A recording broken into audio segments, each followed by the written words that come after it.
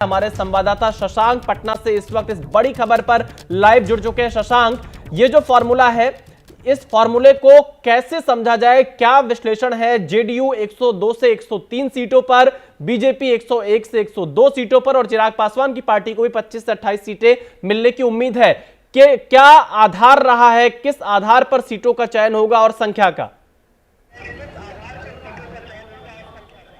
देखिए, अभी जो पिछले साल लोकसभा चुनाव हुए थे 2024 में, तो उसमें बिहार में जदयू जो है 17, बीजेपी 16, चिराग की पार्टी 5, जीतन राम मांझी की पार्टी 1 और उपेंद्र कुशवाहा की पार्टी 1 सीट पर चुनाव लड़ी थी। अब विधानसभा चुनाव को लेकर भी यही फॉर्मूला रहने वाला है। इसी फॉर्मूले पर बातचीत चल रही है और सबकी सहमति रही तो इसका औपचारिक ऐलान जो है इस फॉर्मूले का जल्द किया जा सकता है। देखिए, बिहार में 243 सीटें हैं विधानसभा की, जो हम लोगों को सोर्सेज से जानकारी मिल रही है कि जदयू 102 या 103, बीजेपी जो है 101 या 102 और जो अन्य सीटें बचती हैं उसमें चिराग की पार्टी को 25 से 28, जीतन राम मांझी की जो हिंदुस्तानी अवाम मोर्चा पार्टी है उसको 6 से 7 और उपेंद्र कुशवाहा की जो राष्ट्रीय लोक मोर्चा है उसको 4 से 5 सीटें मिल सकती हैं। तो सूत्रों से अभी यही जानकारी जो है निकल कर आ रही है और इस पर बातचीत जो है अब धीरे धीरे आगे बढ़ रही है। अगर सभी दलों की सहमति रही तो एनडीए का फॉर्मूला जो है चुनाव को लेकर यही होने वाला है। वहीं आप देखिएगा कि 20 वर्षों से नीतीश जो है बिहार में मुख्यमंत्री हैं, इसमें ज्यादा समय उन्होंने बीजेपी के साथ ही सरकार चलाई है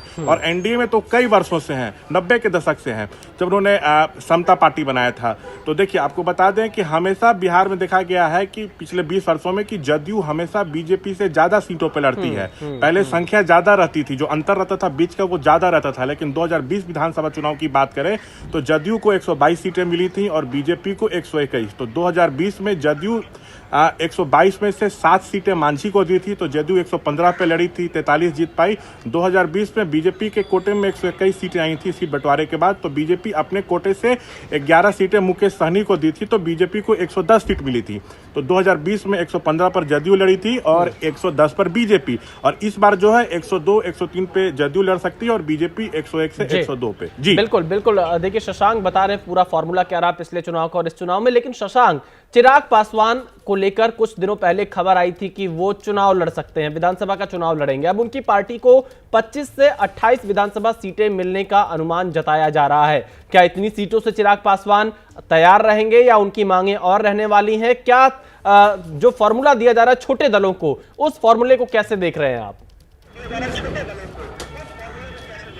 देखिए, जो छोटे दल है ना, तो उसमें चिराग की पार्टी के 5 सिटिंग सांसद हैं, तो 25 से 28 सीट उनकी बनती है। भले पार्टी कहे कि हम 40 सीट चाहते हैं, 45 सीट चाहते हैं, लेकिन ये संभव नहीं है क्योंकि जो 2 बड़े दल हैं उनको आपस में भी सीटों का बंटवारा करना है। तो चिराग की पार्टी को 25 से 28 ही मिलेंगे और अभी जो बात हो रही है वो इसी फॉर्मूले पे हो रही है। जीतन राम मांझी की पार्टी से एकमात्र सांसद है, मांझी खुद सांसद हैं, तो उनका 4 से 5 सीट का कोटा बनता है, तो वो उनको दिया जाए, उस पर चर्चा हो रही है। उपेंद्र कुशवाहा 1 सीट पे लड़े थे लोकसभा चुनाव में, वो खुद हार गए थे, तो तब भी उनको 4 से 5 सीट जो है वो ऑफर की जा रही है। लगातार बताए जा रहे हैं।